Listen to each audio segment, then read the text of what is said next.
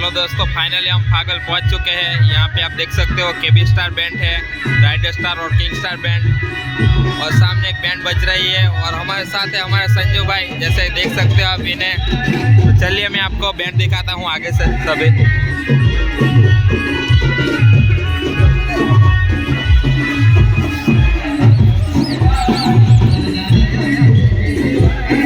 दोस्तों ये रही किंग स्टार बैंड, आप देख सकते हो यहाँ पे 3 बैंड लाइन में लगी हुई है, जो दूसरी आ रही है। ये रही राइडर स्टार और ये रही केबी स्टार।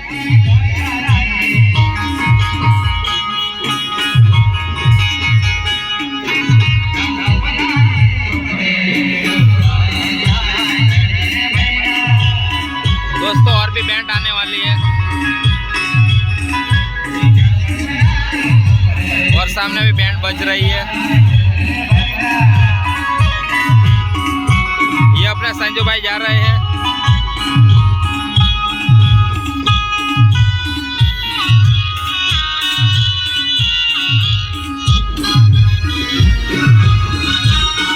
और ये बैंड बज रही है एम स्टार बैंड। देखिए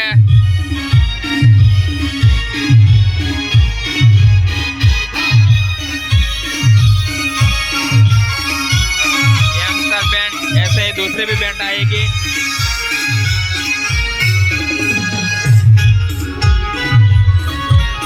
बहुत ही मजा आएगा दोस्तों आज बैंड के वीडियो बनाने में।